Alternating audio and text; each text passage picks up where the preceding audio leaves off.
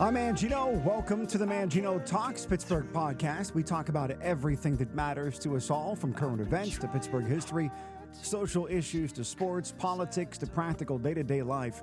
And the story that I want to talk about today is the issue of drug abuse, drug addiction, drug overdose deaths. So we just spoke to Rhonda Jaquay from Addicts Do Matter a couple of days ago about the loss of her son, and she fought valiantly for his life, and she has a support group to help others continue that fight.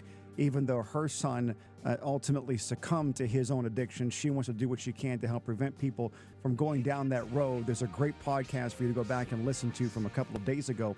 But today, there are a couple of stories that I want to focus on, and one of them is a recommendation that is coming out of the Centers for Disease Control and Prevention, believing that fentanyl has just about become the singular driving force in the recent increase in drug overdoses. And then to what extent should everyone believe that, yes, fentanyl is in any illicit drug, and anything that you think may look like a legitimate drug that you've not purchased at a pharmacy? Is that a scare tactic? Or is there some real truth behind this? We'll talk about that coming up. And also a piece of legislation that is circulating now in the Pennsylvania Senate, Senate Bill 683. It was introduced by Senators Doug Mastriano and Michelle Brooks. Mastriano from Chambersburg, Brooks from Greenville. It has received unanimous support in the Senate. It's now on to the House. It is presumed to be a bill much like what they have in California at this point that would require hospitals to test for fentanyl. The idea is, well, there are fentanyl testing strips that are ready for personal use, but this could be a valuable tool to emergency room physicians. And once individuals find out that, yes, they did have fentanyl, many people not even realizing that they're using fentanyl, which goes back to the whole idea of this big belief that it is in practically everything that's out there. So in order to talk about this, the best way I know how, I am bringing back to the program Dr. Trang Brophy. He's the medical director at the Gaiser Center in Butler. He's board certified in addictive medicine and emergency medicine. Nobody better to talk to about this. Dr. Brophy, welcome back to Mangino Talks. Thank you, sir. It's an honor to be back. Let's talk about this issue first and foremost. The claim out of the CDC and by some doctors, including one doctor, Sharon Levy, she's the director of the Adolescent Substance Abuse and Addiction Program at Boston Children's Hospital. She told a local radio station there that there is reason to believe that fentanyl is in anything that is an illicit substance or a counterfeit pill. Everyone should go with that presumption. Is she just using a scare tactic on the American people, or is there legitimacy to the point that she's making? I believe that there is legitimacy to the point that she's making. And, really, it just comes down to the numbers. Looking at the numbers of counterfeit pills that they are confiscating in the world of law enforcement that do have fentanyl in them, and also looking at how there has been this ramping up of fentanyl production mainly in Mexico.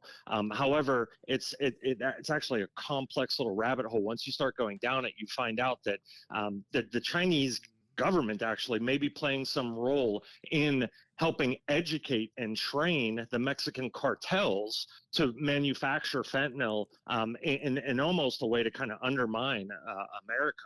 And there is direct evidence of this. This is not just something, that's like being, spread around social media. In fact, the Wall Street Journal recently did an article where they talk about, why is this happening to such a profound degree? So I think the first thing that people should really understand is that, the reason why fentanyl became so prevalent and literally pushed heroin off the table. I mean, it's been almost a year since I've seen somebody with actual heroin, like 6-acetylmorphine and the metabolites. We just don't see it. It's all fentanyl now. And I think that, some people may have a hard time understanding that, but what the most basic way that I can explain it is, to put heroin on the streets, it's a complex process. You have to grow that plant in a tropical location. There's all sorts of problems that can happen during the growth and maturity of the plant. Then you have to harvest it. Then you have to, process it, refine it, ship it overseas. And there's all these costs associated with that. And fentanyl can be made in a lab. So it's very, very different. And also in the country of China, they do not regulate the sale of fentanyl. So the Wall Street Journal put out actually a great little diagram. I can send it to you after we're speaking. But basically what the diagram shows is that you can purchase fentanyl. The precursor ingredient is called NPP, and you can get 25 grams of that shipped over from China for about $85. You then add in about another $700 worth of chemicals, and now you have the form of fentanyl that can be put into a pill. And just to give you a sort of a big picture of what that comes out to, it's about $800 in costs. Mm-hmm. And the revenue generated from that is $800,000 worth of pills on the black market. Goodness. So you're talking about an $800 investment for a drug dealer that's going to give them an $800,000 return. So no wonder the cartels and everything from your low-level drug dealers, to your global drug smugglers, everybody is going to, if they're in the world of illegal drugs and they're in the world of drug trafficking, like that is a huge opportunity for them. Right. And that's also why the ability to cheaply manufacture fentanyl and put it into different drugs, that's why we're seeing it in so many other things. And when I educate kids, I always tell them this. I'm like, listen, when I was a kid, that was a scare tactic. They would tell us, be careful where you were buying your weed. It could be laced with PCP or LSD or even cocaine, any of these other things.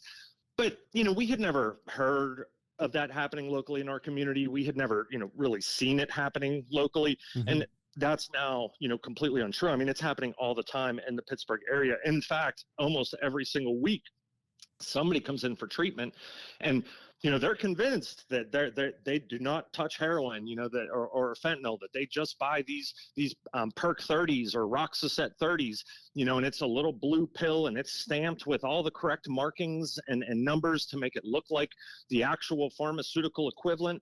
And almost every time we tell them, listen, if you bought it on the street, it's probably fentanyl. We send it off for testing. Sure enough, it comes back fentanyl. And people just can't believe it, and that also injects a whole new level of danger because these aren't being measured out, using medical grade scales and making sure that there's the exact same amount in each little tablet. I mean, these are, backroom operations that are happening, that are being operated by the drug cartels. And that's how they're making it into the United States. And they're showing up in not just what people think are opiates, like Percocet and Roxaset and things like that. It's showing up in what people think is a Xanax tablet or a Klonopin tablet.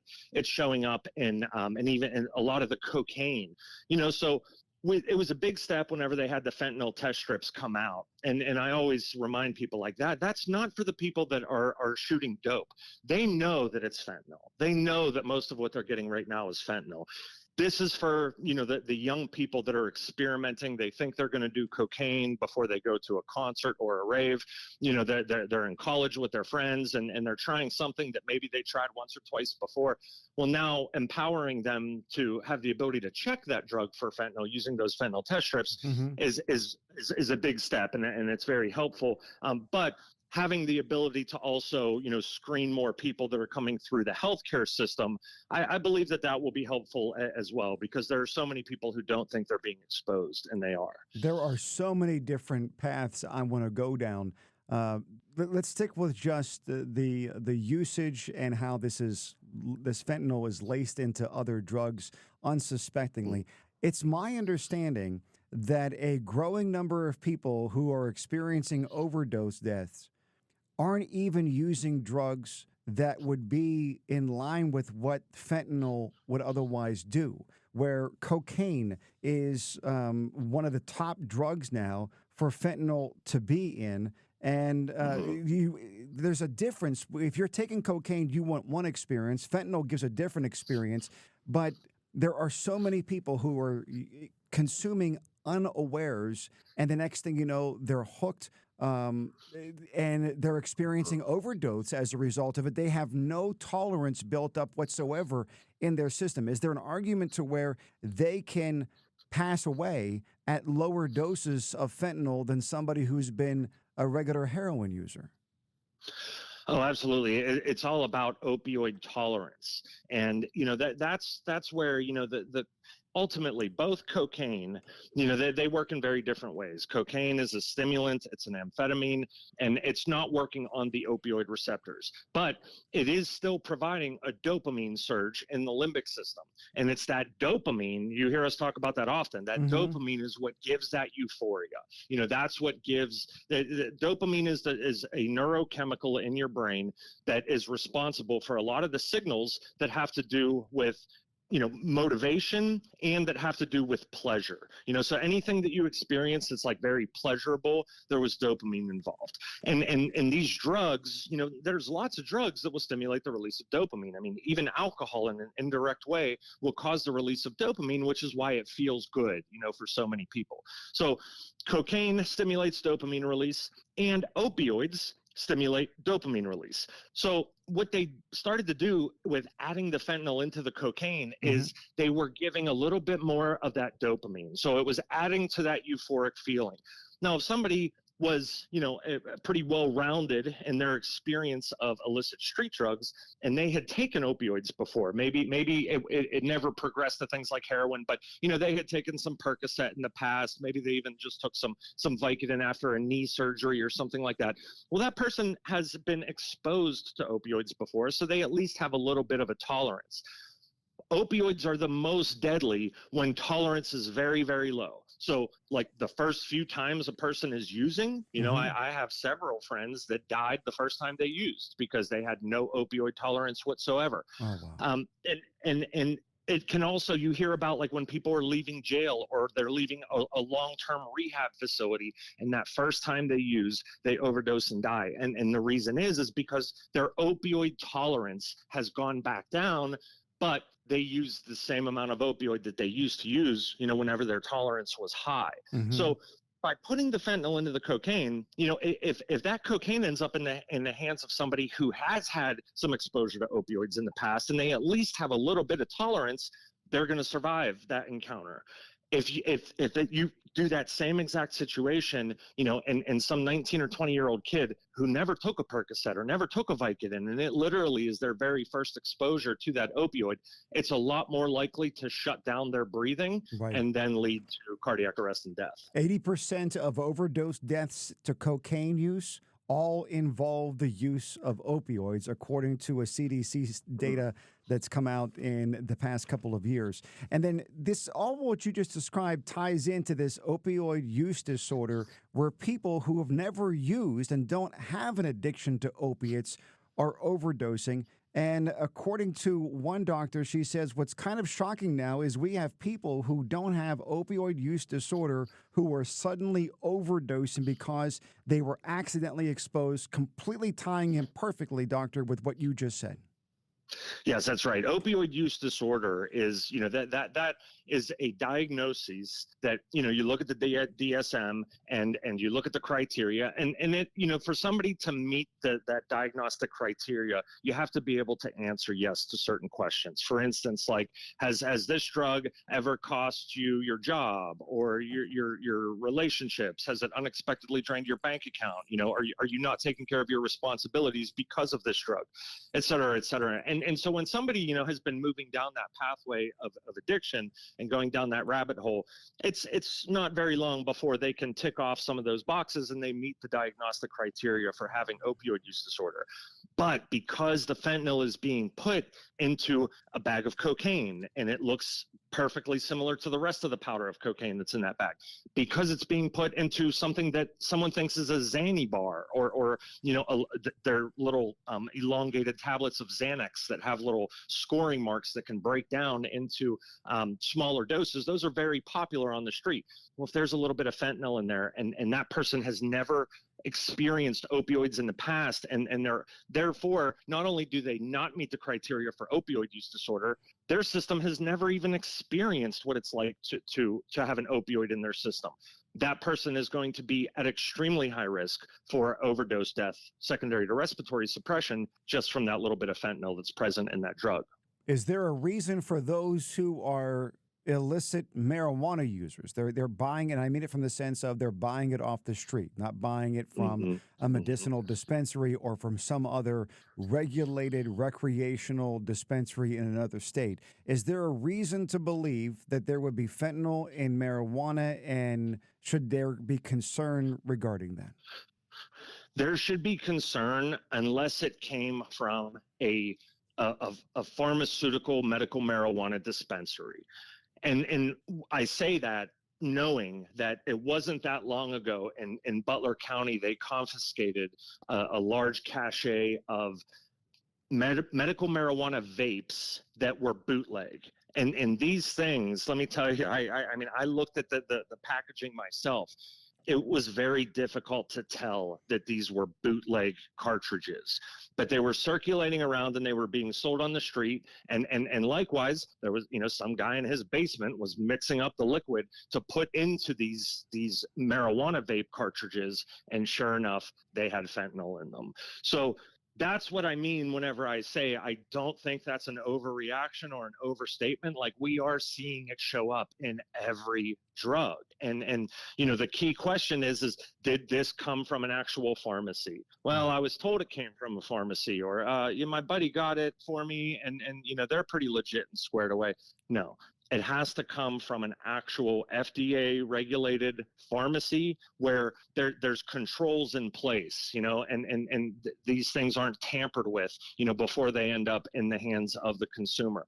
Ultimately, that's the only way that we can maintain that safety, because these things are obviously like highly regulated and verified. But the fentanyl is showing up in the marijuana vape cartridges. I know that for sure, and there are several articles that were published recently based on what law enforcement has been discovering. So it's terrifying because, teenagers, I mean, that's the number one drug they experiment with next to alcohol. It's alcohol and marijuana. Right. And when I go around to the high schools, I show them pictures of these vape cartridges so they can see, like, look, that would fool anybody. Like, that's why you have to be so careful with experimentation these days. Do you also have to be concerned about something that you would burn in traditional leaf marijuana? Do you also have to be concerned about edibles? Yes. So, opioids, they can be consumed in various ways. They can be ingested like an edible. They can be injected, like heroin. They can be snorted, and they can be inhaled. Like, a lot of people don't realize that, like just like with cocaine, like you can inject cocaine, you can snort cocaine, and you can also smoke cocaine, depending on which formulation it's in. And it's very similar with opioids, and so certainly even just the flower form of marijuana, if it's not coming from a source where it can be verified and confirmed that this was tested, and that there was no tampering with, from the time that it went from the laboratory to the consumer, those are always going to be concerns. Let's go back, if we could, to the business side of this that you brought up. That an individual can invest no more than $800 and turn around and turn it into $800,000. This sounds to me as though you're talking about a margin that is so great that you are always going to find somebody who is willing to engage in this industry. Somebody is always going to step in and fill that void. There's no way that there are people who will let that void continue to exist. Now, granted, China continuing to ship over the ingredients and making it easier and not getting cooperation from them is one thing, and the fact that it's being manufactured in Mexico. Do you believe that this is something that is so prevalent now that it's beyond our ability to stop through the enforcement of law? So it's obviously a very complex question, and I don't think anybody has the answer of exactly what we do. But what my personal opinion is that this stuff has become so easy to make because as the labs and the scientists that are doing it have become more sophisticated, they also become more efficient in their processes. And when you have scientists that are willing to go around and like train other scientists and people who want to undermine America are training the people who have the close proximity to be able to do that. Ultimately though, it's our demand for these products that drives that. And human beings, we have to take a step back and we have to really think about like how are we addressing those things. And Portugal, years back, Portugal did something really interesting where they made all drugs fully legal. Like there was no such thing as an illegal drug. And they put all the money that they were using to fight that as like the war on drugs on treatment and education. And they actually had some pretty significant success in doing so. But fentanyl, the difference with fentanyl is it can take somebody that's in such an unsuspecting state of mind and they think they're experimenting and next thing you know, they're dead. And so, I think that there's so many things that we need to do as far as educating the public, as far as getting things like fentanyl testing strips in the hands of, anybody who needs them.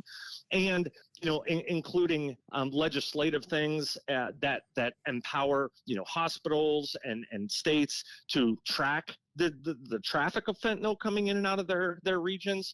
And I also believe, that we need to do more as far as preventing it from coming across the border, through illegal smuggling operations, because, they've identified like exactly where it's coming through right over the Tijuana border, Is there reason to believe that some of these agents are able to be shipped into the United States and manufactured here in basements and wherever?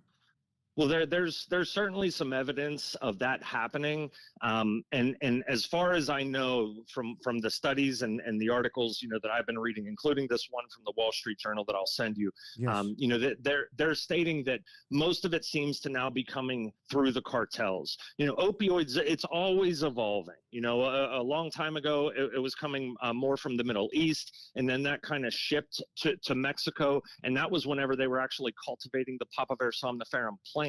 The poppy plant that gives you opium. This is all now very different just because it's all made in a lab. And I have no doubts, that there are some clandestine labs operating in the U.S. that are making it. But because of the fear of legal consequences and all that stuff, it seems to now be shifting into this mode where the cartels aren't just doing this as like a sham or like a cheaply set up operation. I mean, my understanding is they have like highly secured and sophisticated labs that are taking the ingredients from China and the training that they've gotten on how to manufacture this fentanyl into a way that it can be put into pills and other illicit drugs, and they're just ramping it up and ramping it up. And so certainly, we should see that as a potential tidal wave coming. Of course. And we're not in a good state right now in this country with the amount of mental health issues that we have going on, with the amount of substance abuse issues that we have going on. I mean, that this could be, just more gasoline on the fire. And all of those things should make people pay attention, especially if you have kids like I do, especially if you care about, the health of your community, because it's devastating all communities everywhere. I mean, you go in, rural Pennsylvania, you see it, and the catastrophic outcomes, that it has had. You go downtown, you can see it with the homeless population. I mean, we're seeing the xylazine on the rise, coming over from Philadelphia. We're seeing those ulcerations of the skin, that make it look almost like the appearance of like zombie skin. And the none of it is deterring, people's drive to get those drugs and to get that euphoria and to get that relief from, the pain that they're feeling, whether it be physical, mental, emotional. There's a lot of self-medicating going on in this country right now. And really, we have to take a step back and ask, the harder questions, like why is that happening? Why are people always looking for an escape? Why are people always looking, to be in less pain? And because ultimately, if we don't solve that solution, then this problem, it evolves and it changes, but it just goes in circles. It never goes away because we're not dealing with the root cause. You talked about xylazine. I remember having you on my radio show a few months ago and asking you about this out of Philadelphia, and you were saying, well, it's a little issue in Philadelphia. It's not that big of a deal. And now it has hit Philadelphia like a tidal wave at this point. It's amazing the exponential curve on these things. Just a few months' time goes by, and it is crisis mode. Explain what you know about the xylazine issue in Philadelphia and its move west. Yeah, absolutely. So xylazine is an animal sedative. It's a tranquilizer. It's a unique kind of drug. It's actually called an alpha adrenergic agonist, which it's just because of the type of receptor that it stimulates. But the reason why it causes so much concern is several reasons. Number one, it's not an opioid. So that means that even though it's a sedative and it suppresses your breathing and your circulation, it's not going to respond to Narcan. And so that's where really they started seeing in Philadelphia, but back in the day in the 90s, we would see xylazine in about 5% of the drug, the dope, that was coming across, through law enforcement, through investigations. And it mainly seemed to be coming out of Puerto Rico. Then as recently as 2020 and even 2022, it was only around 20%, and then it got to 30%. And that's when you and I were discussing things. It was showing up in about 30% of the dope that was coming through Philadelphia. And it has some unique properties. Not only is it a sedative that doesn't respond to Narcan, but where you inject it, it causes a local vasoconstriction, meaning those blood vessels, they get very, very tight where they don't allow blood to flow through them. And because of that, it can actually cause a little skin ulceration where the skin dies right at the injection site. Now the person will still get the full sedative effect and they'll feel that euphoria. And the way that it's described in the drug community is that it, quote unquote, gives the dope legs, meaning it makes the effect last a little bit longer. So, people are not upset about that and certainly, are happy to have some of that in their drug supply. In just those few months since we had that conversation to just about 2 weeks ago, there was an article that came out of Philadelphia stating that it's now showing up in 90% of the dope in Philadelphia. And there's a direct pattern of, that takes about 4 to 6 weeks before it starts happening here in the local Pittsburgh area, because that's the general migration of, these drug trafficking patterns. And xylazine is, ultimately, when I'm talking to first responders, EMS, medical students in the ER, things like that, ultimately, we just always have to go back to our ABCs: airway, breathing, circulation. If the Narcan doesn't work, you can presume whatever you want may be in that dope. But what's scary is we have things to reverse opioids. We even have things to reverse benzos, things like Xanax and Klonopin and Valium. But we don't have anything, not in the human world, to reverse xylazine, because xylazine is not a human drug. It's not FDA approved to be used in humans. It's only used in veterinary medicine. And it's used because it's convenient. You can pull it up in the same syringe where you get some ketamine, you get a little bit of xylazine. They give that injection into a horse or a dog or whatever, and they get the sedative effect that they're looking for. But as with a lot of times what happens is, there's some big theft or something along those lines in the world of veterinary medicine, and then we start seeing it show up in the world of human illicit drugs. This was happening back in the 90s with ketamine, if you remember, Special K all of a sudden, was showing up on everybody's radar, and xylazine seems to be fitting that same sort of profile right now. So it's called Trang, because it's a tranquilizer. And if people look online, they'll see images of people in Philadelphia, kind of they're standing on their two legs, but they're hunched over, with almost bent at 90 degrees at their hips and somehow still standing upright.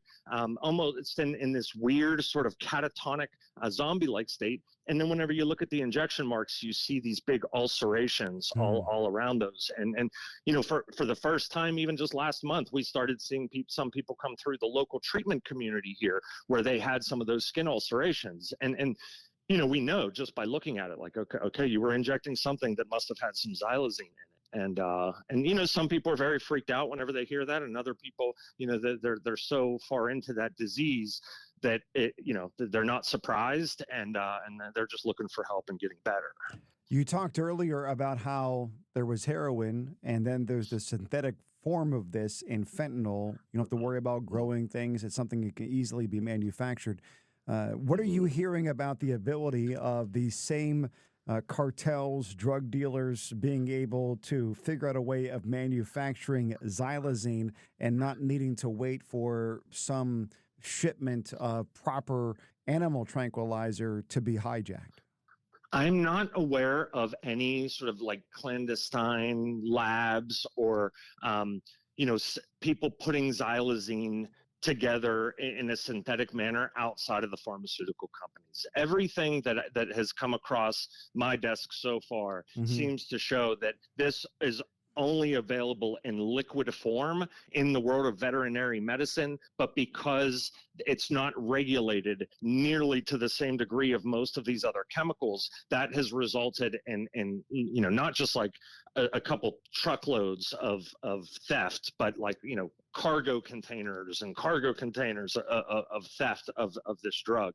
And, I think some of that may have to do with the fact that not only is it not in the human medical world at all, because it only exists in veterinary medicine, but because of that, it doesn't have the same designation as a controlled substance. So like a veterinarian, they can write for this, and they don't have to have any special type of like DEA license. Like for instance, like if I write a Percocet tablet or anything like that, I have to have the ability on my DEA license to write for Schedule 2, 3, and 4 drugs. A veterinary doctor, they don't need that same degree of licensure and clearances, and this stuff is not tracked to the same degree that we track all these other illicit drugs and controlled substances. Now, I think that's very likely to change, and I think that you're starting to see some of that, with this legislation coming out of, like you were talking about with Mastriano and those guys, like, just trying to put something in the legislation that says that, like, hey, we're going to start to collect information on this. Like, we're going to at least start getting data locally. Yeah, see, I'm concerned about this. There's bigger changes needed. Here's my concern.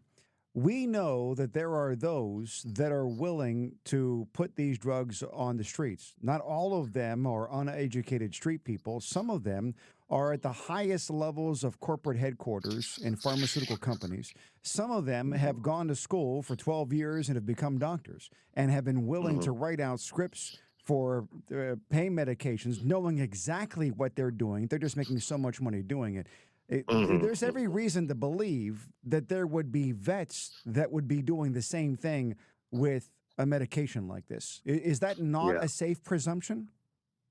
I think that is a safe presumption. And I don't say that, trying to like point the finger across the aisle or anything like that. I mean, certainly, as you mentioned, physicians played a massive role in getting people addicted to opioids. In the late 90s and early 2000s, I mean, we were pushing pain medications like you wouldn't believe. I mean, it was bizarre. They called pain the fifth vital sign, and it's like that in itself is absurd. It's subjective. Pain between one person and the person next to them is a completely subjective thing. It's not something you can measure, but of course everybody in those days had pain of 10 out of 10, because if they had a 10 out of 10 pain, they were getting that little pill that made them feel a little happy, a little euphoric.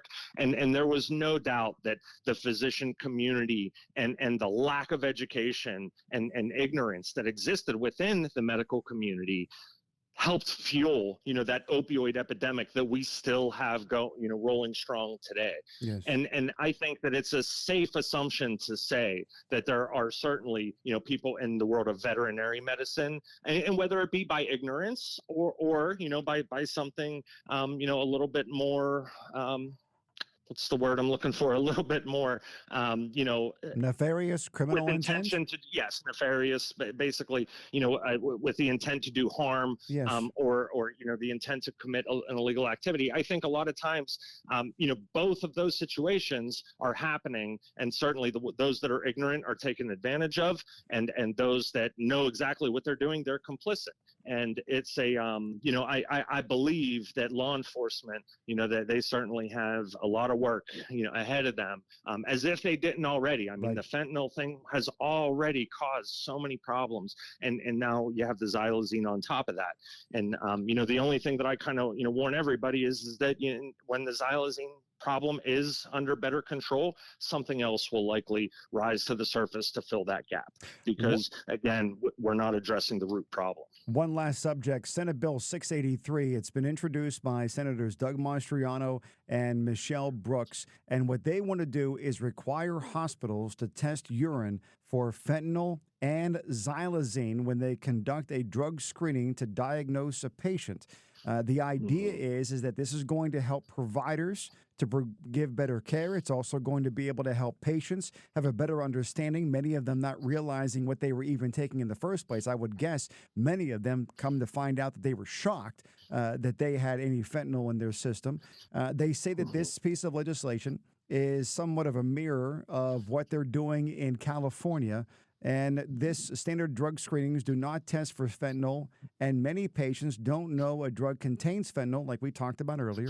2022 study found that in a review of more than 315,000 emergency department overdose visits, only 5% of patients were testing for fentanyl. Of those tested, 40% came back positive for fentanyl. To what extent do you think that this could be a valuable tool to require all hospitals to test urine for fentanyl and xylazine when it comes to part of the drug screening to diagnose a patient?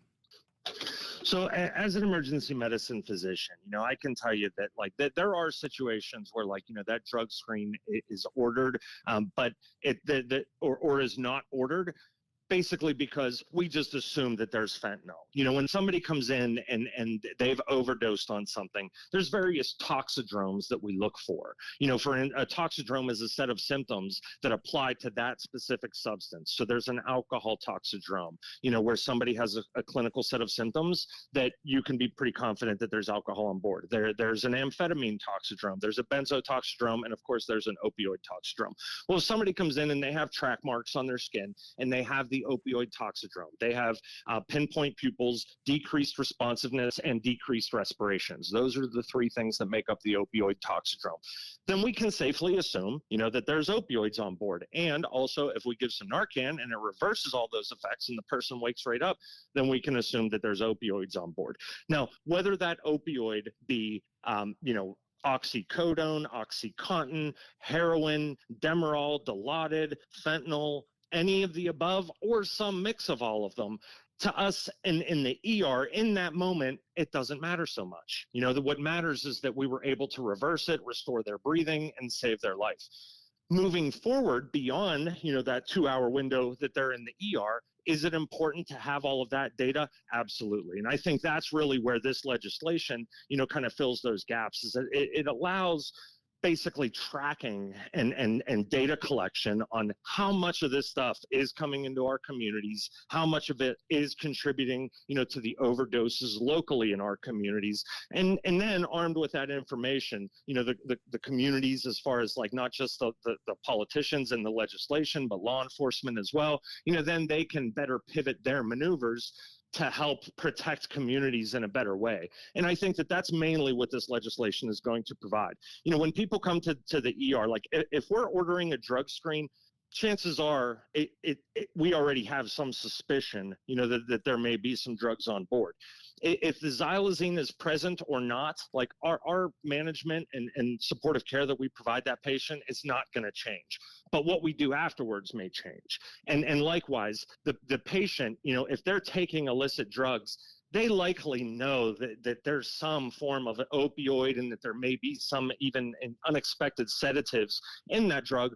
But having that additional piece of information, no, actually, what you're using is the most dangerous form of fentanyl, and it has xylazine in it as well, you just hope that that helps sort of startle them a little bit more to realize that the risks that they're taking every time that they use. But the way addiction works is not the way that most non-addicted brains work. The person who struggles with addiction is being driven by that limbic system, that old part of their brain that typically drives us towards food, water, sex, shelter, and safety, the things that keep us alive. Unfortunately, that addicted brain is now driving towards that drug ahead of all of those things. The addict will forego food, water, sex, shelter, safety, like the things that nobody in a normal state of mind with a normal chemical balance would ever prioritize above, the things that keep them alive. And that's why we see such abnormal behaviors, in people who are struggling with addiction. They will put their children's lives at risk. They'll put their own life at risk, in pursuit of that drug. And that is the disease of addiction. So in other words, I don't think that those drug screens are going to do much to change the substance abuse that's happening on the ground level. I don't think that it's going to do a whole lot to change the way that we as emergency medical providers, starting on in the ambulances, all the way to the ER doc. I don't think it's going to change a whole lot in that regard, but I think the information and the data collection that will come as a result would be very beneficial to the communities and the states, that are struggling with this. Dr. Tom Brophy joining us on Mangino Talks. Doctor, thank you so much for your time once again today. Do appreciate it. Great insights, wonderful information, and I have no doubt a great benefit to everybody who listens. Thank you, Doctor. Thank you, sir. I appreciate you. All right. Dr. Tom Brophy once again joining us on Mangino Talks. Dr. Brophy, board certified in addiction medicine and emergency medicine. He understands this from both angles. He's also the medical director at the Gaiser Center in Butler. I want to thank you all for listening to the show. Please be sure to click the subscribe button so you don't miss an episode. For more on me and the show, be sure to visit manginotalks.com. If there's a topic that you would like me to talk about or a guest that you would like me to have on, send me an email, mangino@manginotalks.com. Follow me on your favorite social media platform by using @ManginoTalks. And once you find me, please like, follow, subscribe, and share the pages with your friends and your family. And thanks again for listening to the Mangino Talks podcast.